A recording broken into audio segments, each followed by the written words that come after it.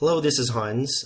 Just want to thank you for watching my video. I hope you're having a good time with this whole Christmas season and everything. I just want to tell you a few things that I ended up seeing yesterday over in Sylmar. I set up my camera and telescope yesterday and made a calling. A few things showed up, but within seconds this orb appears. Now, it's happened to me a dozen times over the last couple of years, and I've never been able to capture one until yesterday. It's like a basketball-size orb that's moving so fast that usually I'm unable to grab my camera, start it up, and zoom in on it. But I finally was able to capture this one, and I'll show you in just a minute. Typically, my philosophy is if you don't capture it on video or camera, it really didn't happen. Although I hate guesstimating distance and size, this one was a quarter-mile away and about the size of a basketball. My guesstimating is through camera experimentation using a flag on a hill that, through trigonometry, is about a half a mile away from me. Here's the live footage. I did not see anything in my LCD screen. I just zoomed and hoped I captured it. Whoa, that's weird. This thing's smoking fast. Please show up, please show up, please show up. Whoa, whoa, what is this? Oh, man. Whoa. Oh, crap. It's gone. This is not a bird nor a home run softball. This is a blown up and stabilized version of this orb. It was heading from east to west. Birds can't travel this fast.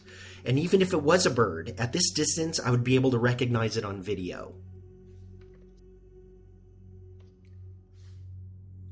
When you call for something and it shows up, it's stunning.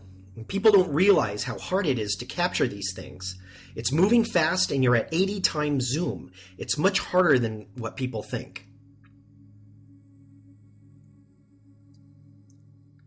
This next one I captured looked like one I captured a while ago, which I called Sprout. I called it that because it looked like a budding bean sprout. This next footage is also live. Got it, got it. Come on, baby. Give it to me. Got it. Come on, baby.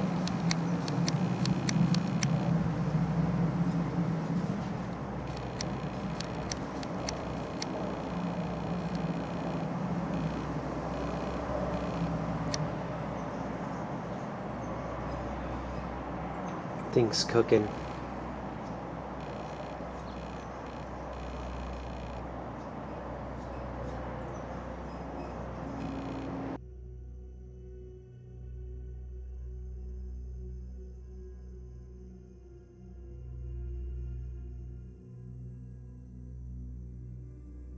The next sequence shows I was losing it in the clouds, but if you could see how high those clouds were, you knew that this thing had to have been super high.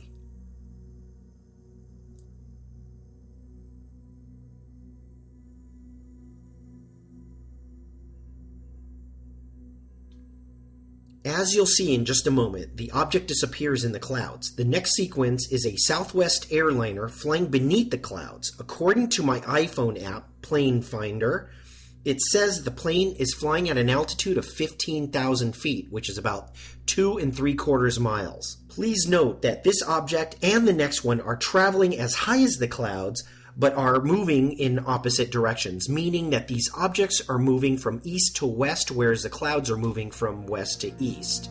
So as I'm trying to get another example of a plane flying underneath the clouds, I capture this one.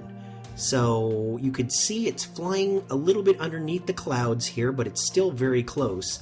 And as I'm trying to capture this thing, it's traveling probably about 300 to 400 miles an hour. I accidentally pan up, and I capture this one on tape as I'm capturing this this plane flying by. So this is another weird one that I just happened to be videotaping that I captured this one up in the sky.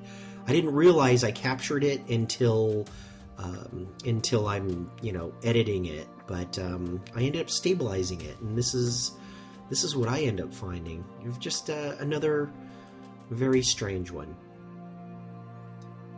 So this is the last one that I caught in that little 15-minute span. of time. This one looked like a typical yellow balloon to me, but it was traveling, like I said, from east to west.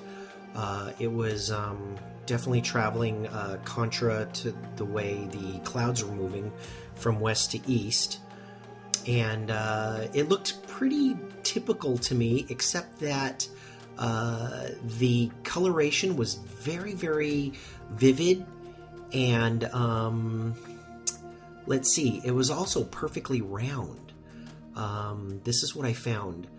And you know, typically with a regular latex balloon, when you end up blowing it up, it loses its coloration. It becomes less, like this one is yellow, it would become less yellow. Or if you had a pink one, it would become less pink.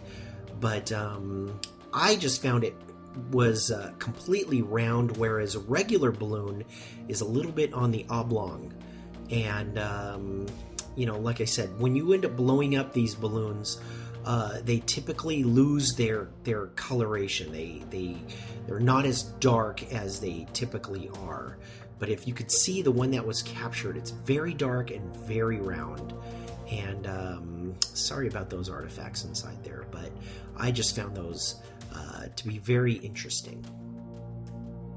Again, I'd like to thank everyone for watching this video, and I'd also like to invite you to join LA UFO Channel for our next UFO sighting event here in Los Angeles.